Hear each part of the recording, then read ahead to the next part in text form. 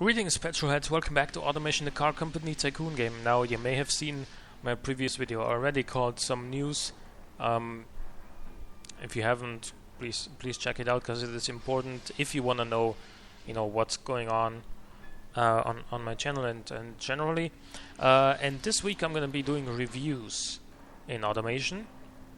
First up is the Bodega by Slax. It is... Wait, let me read out the email. An old automotive experiment, a 1951 monocoque truck with a big price tag and decent specs, modernized. Okay, so basically we have this truck right here, which I'm gonna review as is, and then I'm gonna review the modernized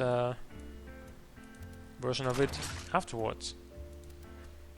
So we have a galvanized steel monocoque, which really is pretty fancy and expensive for a truck in 1951, but it's okay. That was stated beforehand, so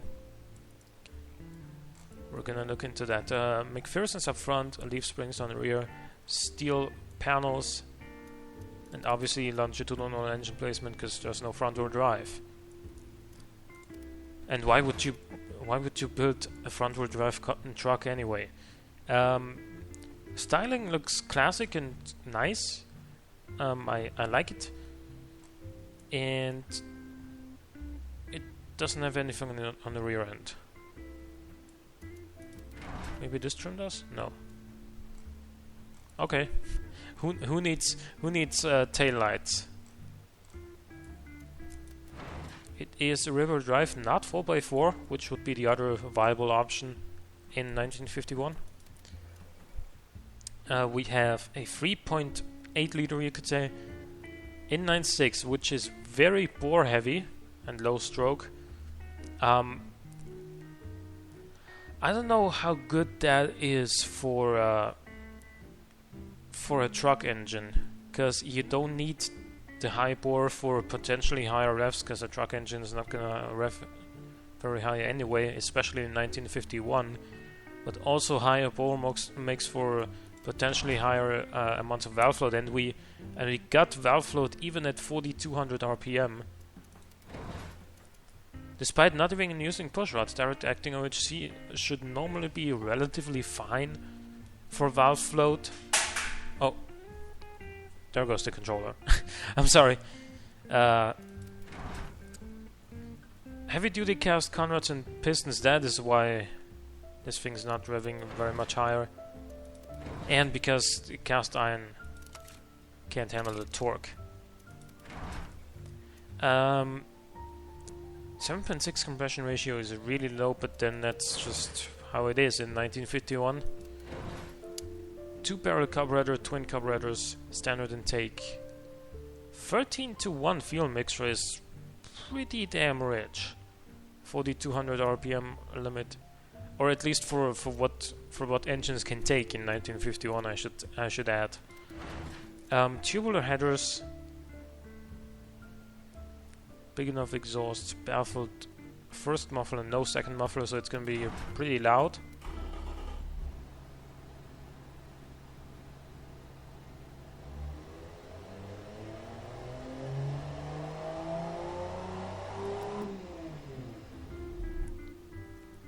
Alrighty then. So we have a 3-speed gearbox. Top speed is about 100 miles an hour. 165s front and rear, which is, I think, adequate for 1951 and a truck like this. Realistic. Of course, 18.2% wheel spin is actually not that much, but of course we do have wheel spin with tires as narrow as this and a 3.8 liter engine under the bonnet. 250mm brakes front and rear, because that's probably the limit for 13-inch rims. Got some quality, like +1 quality here and there. I've seen Seen a little bit of that as well on the engine tabs, in some of them at least. Does everything have +1 quality? I'm curious now. Yeah, entertainment doesn't, because there's nothing in there. Way more cooling airflow than required to keep it to make it more reliable than if you just set it to whatever is required. Free seats, premium interior is nice, but no radio in this thing, huh? Advanced safety. Advanced safety? Well, okay. I'm not gonna argue with that. Pretty normal suspension setup, I would say. You can see that the ride is gonna be pretty rough on this car because it has a lot of, actually no, very little body movement. It's just that the graph curves are, you know, bigger because the scale is much smaller, so it looks bigger at first. So yeah, this car is gonna be really soft, absorbing the bumps like very easily. And with a ride height like this, that shouldn't be a surprise. Actually, the ride height is not that high anyway. It is adequate. It's okay. And the 22 drivability is fine, and it does very well in Family Sport Premium. Family Sport Premium, 3 seats, 3.7 sportiness, and no entertainment. Is Family Sport Premium. Well, how those calculations work is beyond me, but muscle car even? Family Premium, Family Utility Premium, I can see that. I can certainly see that being good here. Utility Sport Premium as well. Utility Sport, Commuter Premium, Pony Muscle Premium, Sport? Excuse me, this is a competitive sports car? Well, I mean, it doesn't even weigh that much, 1400 kilograms. Let's see, how does it go? 12.2 seconds from 0 to 100, 18.9 quarter mile. It's not particularly fast, of course, but then again, it's the 50s, so... For the 50s, I guess it's not that bad. Especially for a truck. But now let's take a look at what the modernized version is like, because I'm kind of curious about that. It looks pretty similar. Has a bonnet hump. I didn't notice that on the other version, on the 50s version. Has taillights. And of course, no wait. Let's check out one more thing. Is it 4x4? No, it is rear-wheel drive still. It has a turbocharged version of that 3.8 liter inline-6. So more expensive materials here. Still the same bore-to-stroke ratio. Higher compression despite being turbocharged. VVT. Single turbo ball bearing. Water to air large intercooler. We could maybe make do with a medium one. Maybe not. I don't know. 1.02 bars of boost is fine. It's not too much. Direct injection is pretty much standard these days anyway, so no surprises here. 5000 RPM rev limit is adequate, making good torque down low. One reverse flow and one straight flow muffler. It's gonna make this thing a lot quieter than the other engine.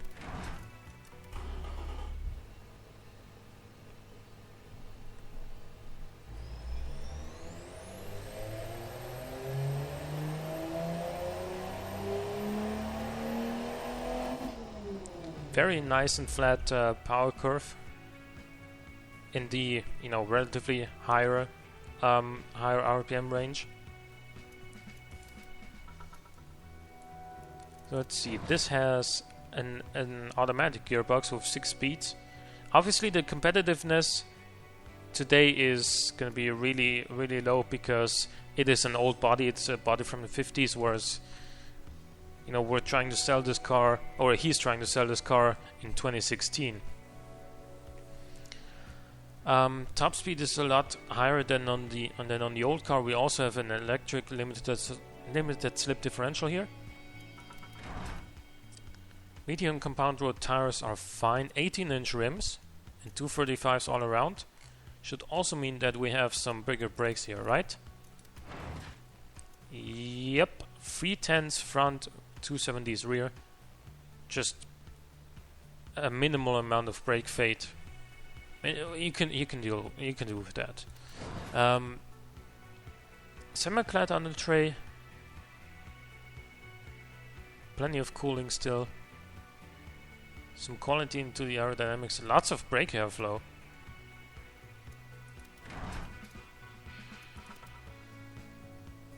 This will get rid of the brake fade and increase drivability and sportiness. So just increasing this size from 270 to 275 is probably a good idea here. 3 seats, no power steering, ABS or traction control, but it does have stability control. Why does it not have power steering or ABS in 2016? Standard interior premium infotainment. So we do have some entertainment in this thing, rather than none in the 50s one. And standard safety is good. Hydraulic pneumatic springs are very good for drivability and comfort, and also decent for off-roading. Off-road, however, is not very good, because we have, first of all, a monocoque chassis, which is not ideal, and then also we have alloy rims rather than steel ones, and we have 18-inch rims, and just overall this car is not made for off-roading.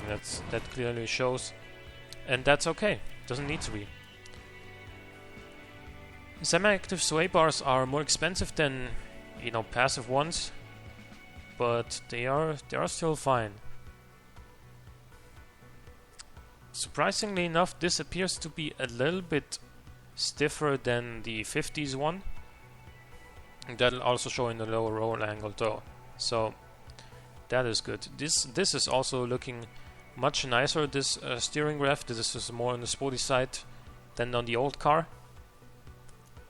We don't have bottoming out. Overall drivability is, yes, it's higher than on the old car, but honestly it's still relatively low. 29.1. The car is also now 600 kilograms heavier than in the 50s.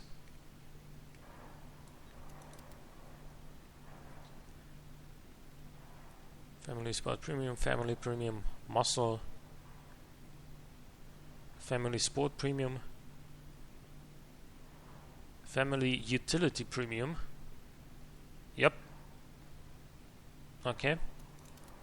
This does 0 to 100 in 8.1 seconds and a quarter mile in 15.9 seconds, so 3 seconds faster there than the old car. Overall, like, I imagine this being, you know, somebody restoring this old car, turbocharging it and giving it some modern equipment and stuff, and it's, I like that approach. I like the result as well. Obviously, it's not going to be competitive in today's markets, but it is. I would be impressed if somebody would actually turn up with a car that is, you know, where you take a 60 or 65-year-old car and then restore it and achieve a proper result. Like this overall is, I think, a good car, a good truck. Makes for great reliability, good utility and practicality. Drivability is sort of low, but other than that, I think, you know, even economy is all right for a car with this sort of drag coefficient.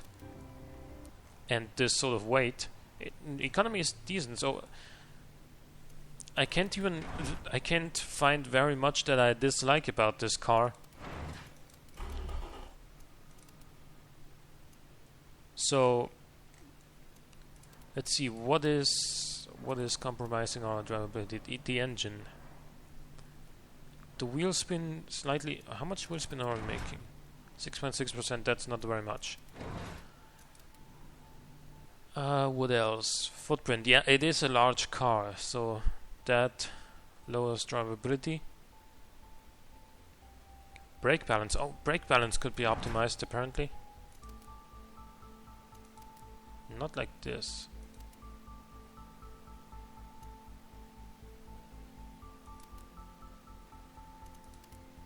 A little bit more front brakes. Doesn't really help. I would also maybe suggest playing around a little bit more with the suspension settings, because if you make this, if you get this more towards the drivability side of things, then it would overall, I think, make this truck better.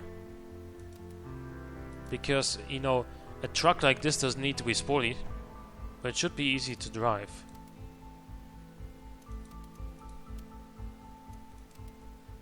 Let's see, what can we do to achieve that? We can increase the front sway bar stiffness. We can also decrease the front tire width. Yep, that gave us a little bit of a bonus.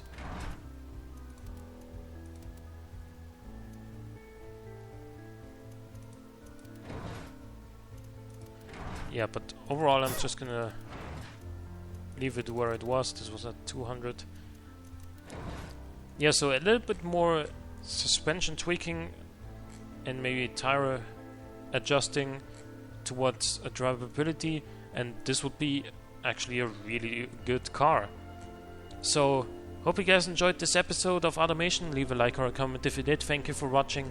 I'll see you next time.